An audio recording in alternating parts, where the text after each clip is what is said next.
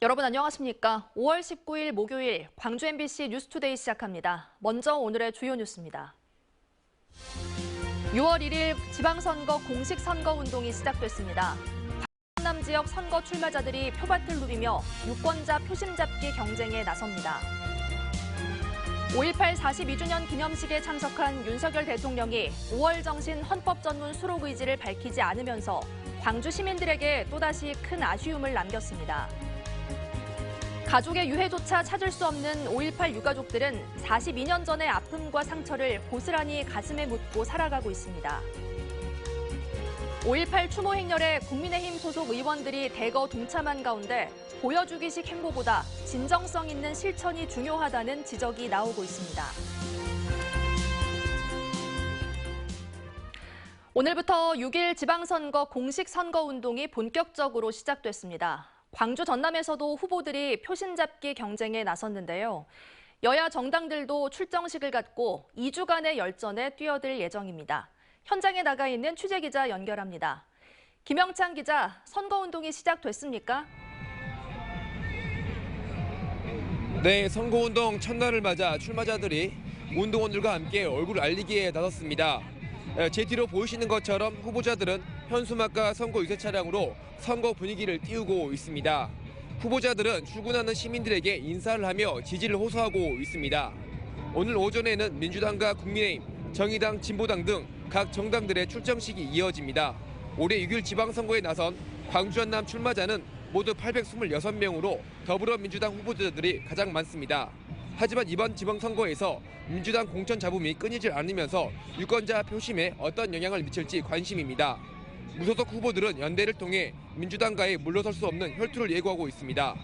국민의힘은 역대 지방선거 중 광주 전남 지역에 가장 많은 후보자를 출마시켰는데 25%대의 득표율을 바라보고 있습니다. 정당 득표수로 의석이 배분되는 광역기초의원 비례대표 당선에 공을 들인 모습입니다. 정의당과 진보당 등 소수 정당은 민주당 일당 독재를 깨기 위한 견제에 나섰습니다.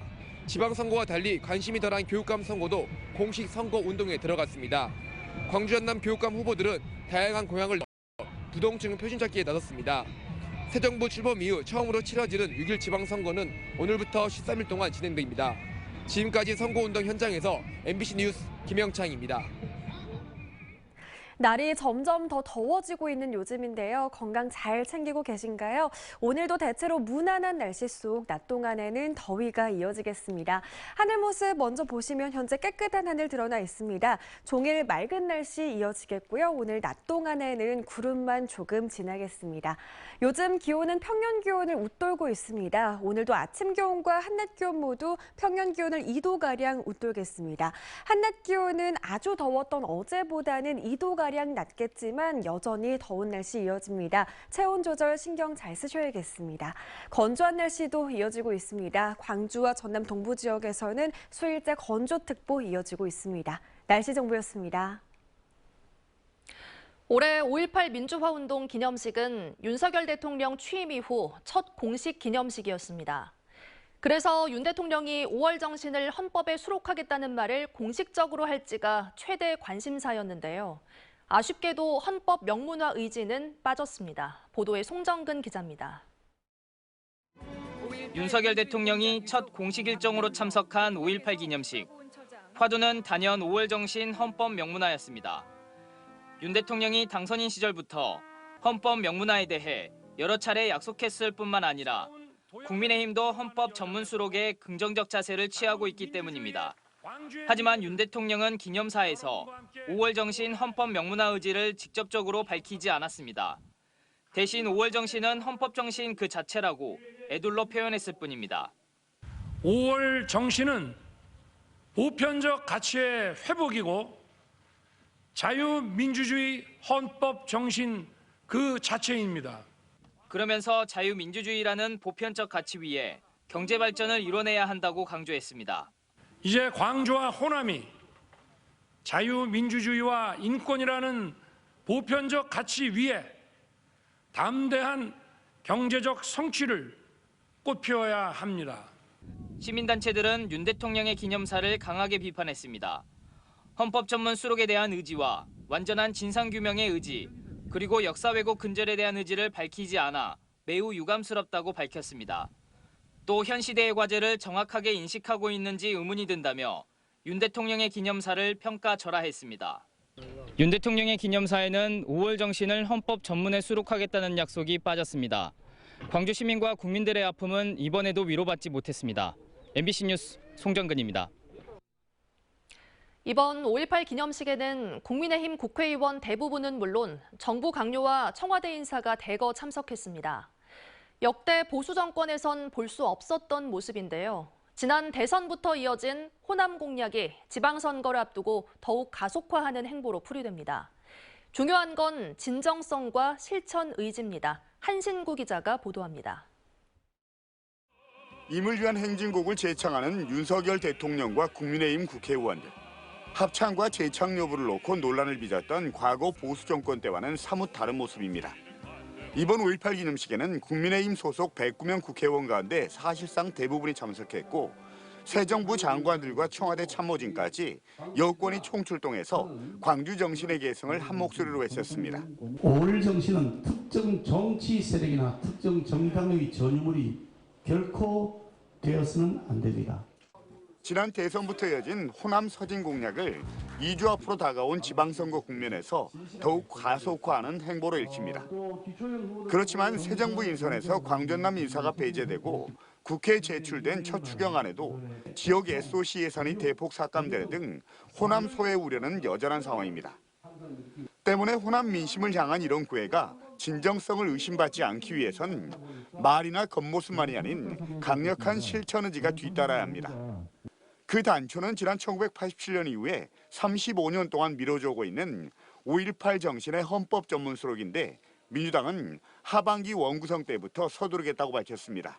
헌정개혁특위를 만들어서 헌법 개정을 본격적으로 논의해야 한다고 보는데 5.18 광주 정신이 헌법 전문에 포함되는 안을 윤석열 대통령이 이번 기념사에서 헌법 전문 수록을 명시적으로 밝히지 않은 만큼 이제 그 공은 국회로 넘어왔습니다. 국민의힘 역시 헌법 전문 수록에 긍정적, 전향적 자세를 강조하고 있기 때문에 구체적인 후속 조치가 반드시 뒤따라야 합니다. 노무현 문재인 정부 때 두 차례나 보수 정당의 반발과 불참으로 5월 정신의 헌법 전문 수록이 무산된 아픈 전례가 있기 때문입니다. 이런 큰 틀에서의 정치적인 논의와 함께 갈 수 있지 않을까 생각하고 당연히 언젠가 우리가 개헌이 된다면은 이 5.18 정신을 헌법에 담는 문제는 그것은 이제 양당 간의 이견이 별로 없는 문제일 것이다 이렇게 생각합니다. 이례적으로 보일 만큼 과거 보수 정권 때와는 달라진 윤석열 정부와 국민의힘의 5.18 기념식 행보. 진정성 있는 후속 조치와 실천 의지가 그동안 꽉 막혀있던 호남 민심 혈맥도 뚫고 지방선거에서 의미 있는 성적도 거둘 수 있습니다. MBC 뉴스 한신구입니다. 42년이 흘렀어도 그날의 아픔은 아물지 않았습니다. 40여 년 만에 가족을 찾은 유족도, 아직 가족을 기다리는 유족도 애절한 슬픔은 1980년 그날에 멈춰 있습니다. 임지은 기자가 취재했습니다. 국립 5.18 민주묘지 1-38번 양찬근의 묘. 이 묘지엔 행방불명된 줄 알았던 김광복 씨가 묻혀 있었고 양찬근 씨의 유해는 무명 열사묘에 안장돼 있었습니다. 42년 동안 엇갈린 운명에 놓였던 두 열사의 가족이 만났습니다. 참 저도 너무나 가슴이 아픕니다. 40몇 년간 어떻게 사셨어요? 매년 5월이면 찾았던 민주묘지지만 지척에 피부치를 두고도 알 수 없었던 두 유가족이 하나의 묘에 함께 인사를 올립니다. 형제의 정을 느낀 두 사람은 지난 세월 당신이 느낀 아픔만큼 상대의 아픔을 먼저 걱정합니다. 너무 아이러니하게 여기 있는 거예요. 제사를 우리 양창근 열사님 생신분이 오늘처럼 이렇게 계속 지내주시고 저는 너무 감사한 일이에요.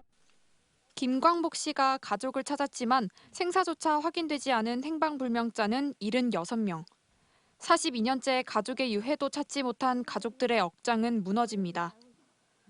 1980년 5월 사라진 뒤 돌아오지 못한 7살 이창현 군의 어머니는 아들이 좋아했을 케이크와 음료를 봉부 넘는 묘에 올립니다. 헌병이 되든지 누가 됐든지 간에 우리 아이가 어떤 모양에서 어떻게 됐는지 그 사람들 한 번만 만나봤으면 원이 없겠어요. 학살 책임자들의 침묵 속에서 유족들은 완전한 진실규명을 외치고 있습니다. 우리 아들 붙잡고 큰 울었거든. 한 번씩 울고 나. 그런데 나는 요 맨끝이 아파갖고 우리 바람이 난 게 그 증인이 나와서 솔직하게 이렇게 했다고는 그 바람. 42년이라는 시간이 흘렀지만 가족들의 상처는 여전히 아물지 않은 채 가슴속에 남아 있습니다. MBC 뉴스 임지은입니다.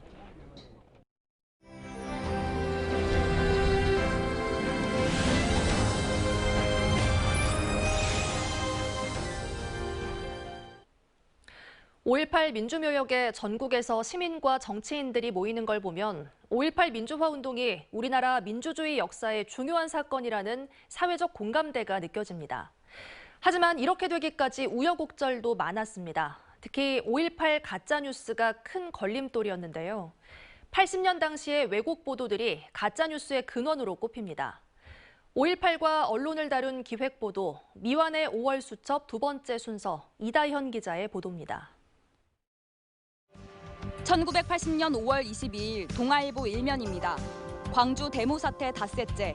광주 시민들의 시가지 데모는 날이 갈수록 격화돼 닷새째 유혈 사태를 빚고 있다고 쓰여 있습니다. 25일 조선일보는 5.18 민주화 운동을 무정부 상태, 시민군을 난동자라고 보도합니다. 1980년 당시 언론은 5.18을 시민들이 일으킨 폭동처럼 묘사했습니다. 신군부의 보도 전략에 따른 겁니다. 광주 항쟁은 그 폭도들에 의한 지역 분쟁의 하나다, 이렇게 과소평가하고 싶었겠죠. 신군부 총칼에 시민들이 수없이 죽고 다치고 있는데도 그 사실 자체가 덮이거나 피해자 수가 터무니없이 축소됐습니다. 물론 기자들이 힘이 없었고 용기가 없었다고도 할 수 있겠지만 아무리 용기를 내갖고 써봐야 보도 검열에 걸리니까. 당시 현실은 보도되는 내용과는 전혀 달랐습니다. 공수부대들이 와가지고 무조건 차에서 학생 비슷한 애들만 보이면 내려서 곤봉을 무차별로 두들기는 거라 막 머리가 터지고 이런 걸 내가 이제 직접 목격한 거니까. 약탈 사건 같은 거라든가 폭행 이런 것도 없이 시민들이 질서를 잘 유지해 줬다는 게 그게 좋고. 결국 시민들의 분노는 뻔히 보이는 사실조차 말과 글로 알리지 못하는 언론을 향했습니다. 외부의 도움을 받기는커녕 언론 때문에 오해까지 떠안게 됐다는 원망이 파다했습니다. 공수부대나 경찰도 무서웠지만 시민이나 학생도 무서웠습니다. 그래서 건물에서 숨어서 취재를 했는데 신문에 한 줄도 못 쓴 거 보고 시민들이 더욱더 기자들을 잡아 죽이려고 그랬거든요. 왜곡 보도의 여파는 수십 년 이어졌습니다. 항쟁이냐 사태냐, 시민군이냐 북한군이냐를 두고 논쟁과 갈등이 반복됐습니다. 웃음밖에 안 나오죠. 그렇게 얘기하는 사람들은 5.18 때 아무것도 모르잖아요, 사실. 비상식을 상식화해가지고 그게 마치 상식인 것처럼 이야기를 하는. 5.18 민주화 운동은 언론이 정치 권력에 휘둘리면 반드시 사회적 비용을 치르게 된다는 점을 여실히 보여주고 있습니다. MBC 뉴스 이다현입니다. 5.18 민주화 운동 당시 신군부의 강경 진압 명령을 거부하고 시민들을 지킨 경찰관들의 추도식이 전남경찰청 안병하 공원에서 열렸습니다. 추도식에는 유가족과 전남경찰청 관계자들이 참석해 1980년 5.18 민주화 운동 당시 계엄군의 강경 진압을 거부한 고 안병하 전라남도 경찰국장, 고 이준규 목포경찰서장, 또 현장에서 시민들을 보호하다 순직한 경찰관들에게 헌화했습니다. 이영일 여수지역사회연구소 이사장이 민주, 인권, 평등, 평화의 발전에 공헌한 개인이나 단체에게 주는 올해 제17회 들불상 수상자로 선정됐습니다.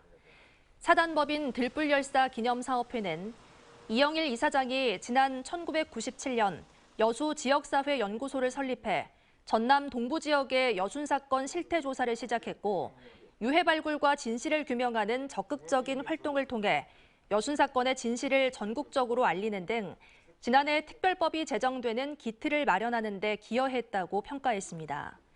시상식은 오는 28일 국립 5.18 민주묘지 역사의 문에서 들불열사 합동 추모식과 함께 열릴 예정입니다. 광양항의 자동화 구축 사업이 새 정부 국정과제에 포함되며 속도를 내고 있습니다. 광양항 자동화 부두는 오는 2027년 개장을 목표로 하고 있는데요. 다음 단계 조기 개발에도 결정적인 변수가 될 전망입니다. 보도에 김주희 기자입니다. 광양항 내 야들을 빼곡히 채운 수출용 자동차들이 선적을 기다리고 있습니다. 현재 자동차 전용 부두로 쓰이고 있는 이곳 광양항 3단계 2차 부두가 6,915억 원의 사업비가 투입돼 자동화 부두로 새롭게 구축됩니다. 새 정부의 110대 국정과제에 포함되면서 국내 첫 한국형 자동화 항만인 광양항 자동화 부두 구축 사업이 속도를 내고 있습니다. 이달 중 학술과 기술 용역 발주를 시작으로 올해 안에 관련 사업 수반 용역을 모두 수행한 뒤 내년부터 건설 공사와 장비 제작에 착수할 계획입니다. 우리 국내 기술력을 집적하고 활용하겠다. 이게 어떻게 보면 큰 포인트입니다. 물론 이제 우리 국내 기술력이 좀 부족한 부분은 해외에 어떤 선진화된 어떤 기술력을 매칭을 통해서라도 도입을 해야 될 건데 일단 국내 기술력을 어쨌든 직접 활용해서 가급적이면 국내 기술 중심으로 한번 만들어 보겠다. 이게 어떻게 키 포인트거든요. 자동화 부두는 2027년 정식 개장하면 4선석 연간 136만 TU의 하역 능력을 갖추게 됩니다. 광양항 3단계 2차 부두의 자동화에 따라 생산성 향상 40%, 운영비 절감 37% 효과가 기대됩니다. 특히 광양항 3단계 2차 자동화 부두는 항만 기본 계획에 따라 공전하고 있는 광양항 3단계 3차 부두의 조기 개발에도 중요한 변수가 될 전망입니다. 3회 2단계가 수요가 넘쳐나고 그다음에 선사들에 있어서 경쟁력이 있는 부두로 될 경우에 자연스럽게 3회 3단계 개발의 필요성에 대해서도 요구가 있을 것으로 예상이 되기 때문에 저희가 광양항의 지금에 있어서 가장 어떻게 보면 변곡점에 있는 그런 시점이라고 말씀드릴 수 있습니다. 광양항 3단계 2차 부두가 국내 첫 한국형 자동화 부두로 성공적으로 구축돼 동부가 거점 항만으로 경쟁력을 키우고 국내 미래 스마트 항만 기술을 이끌어갈 선도적 역할을 할 수 있을지 주목됩니다. MBC 뉴스 김주희입니다. 광주시가 시정 발전에 기여한 공로로 권영진 대구시장에게 명예시민증을 수여했습니다. 권영진 대구시장은 재임 기간 동안 광주 대구의 상생 발전과 달빛 고속철도 계획 반영, 코로나19 공동 대응 등 양 도시 간 교류 활성화에 높은 평가를 받았습니다. 이용섭 시장도 대구시로부터 지역 상생 발전 공로를 인정받아 대구시 명예시민증을 전달받았습니다.